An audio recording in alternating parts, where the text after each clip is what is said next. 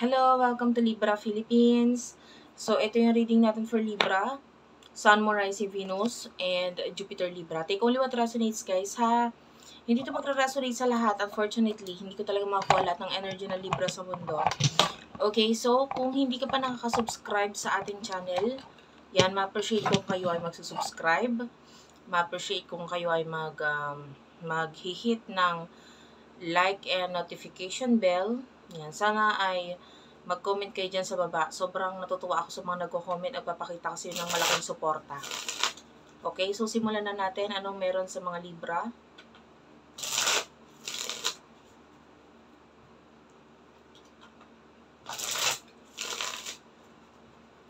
For Libra, Sun, Moon, Rising, and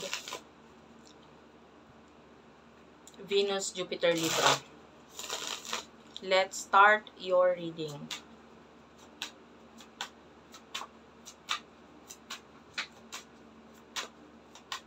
For Libra, Strength card, wow. Okay, this is a major arcana. Nakikita natin ito as like an energy of you. Nagiging mas matapang, mas magaling ka na ngayon as a person. Maybe, nakikita natin yung lakas ng loob mo dito, hindi ka na nahihiya eh. Kasi pwedeng yung pinaka-dagok pagsubok ng buhay mo. I mean, masyado na yung nakakahiya, pero nagawa mong kayanin. Nagawa mong malagpasan. Nagawa mong, alam mo yon, yung parang nangyari na yon pero nag-focus ka na lang sa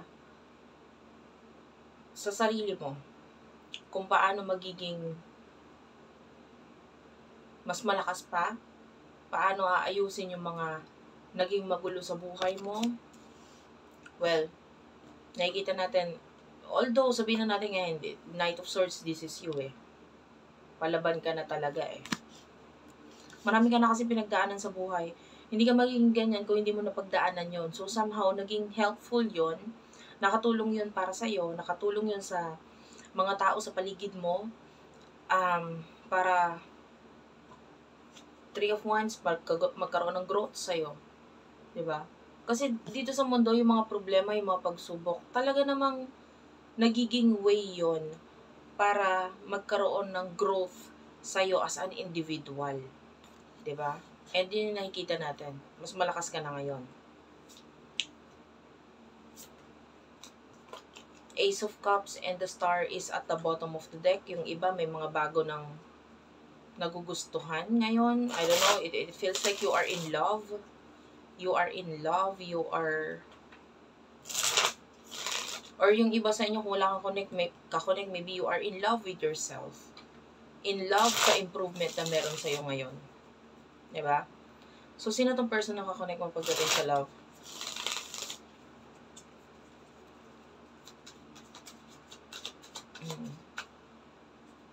Ten of Swords. Well, could be a person in the past, nakakita tayo ng ending or some kind of like connection sa inyo which is nag-end. Pero you could be dealing with two people kasi nakikita natin yung iba sa inyo, the Ace of Wands, this is like showing as a new person. Tapos yung Ten of Swords kanina is a person from the past. Okay? So yung iba, dalawa ang kakonect mo. Isang past person and then isang new person. So take only what resonates. Kunin natin yung sa past person. Emotions and ano nasa isip sa'yo na itong taong to. Past person, the Ace of Cups, okay.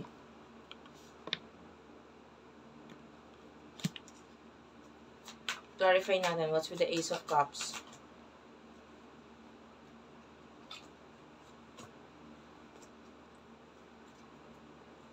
The High Priestess. The High Priestess, the Devil. And the Two of Pentacles. Okay. Ganito. Dalawang energy nakuha ko eh.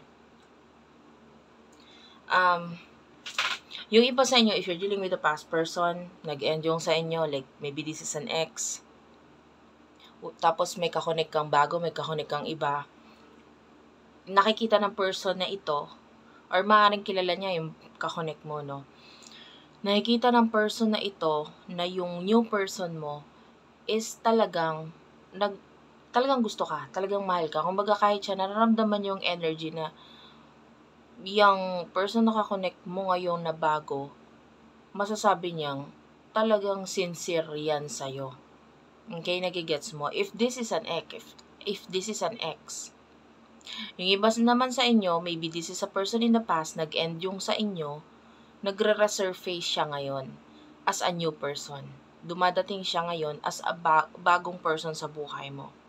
Pwedeng with the Two of Pentacles, either ikaw itong may connection na iba or may kakonect na iba, or siya ito na may kakonect na iba. But the way I see this, the devil, it's like, kahit bawal yung connection natin, gusto ko to. I like you. And why? Kasi with the High Priestess, naramdaman niya yung energy ng parang soulmate kita, parang ano tayo eh, twin flame tayo or soulmate tayo. So, naramdaman niya yun. So, kahit bawal, kahit mali, I feel like medyo mas matimbang na ngayon yung paniniwala niyang may something sa ating dalawa. I can't deny that kind of energy. Okay? Hindi niya ma-deny.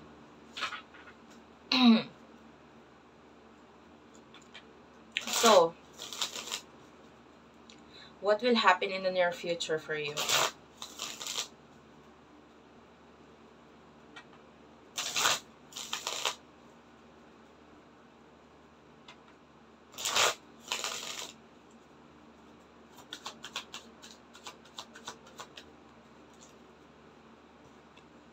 Four of Cups, Knight of Cups,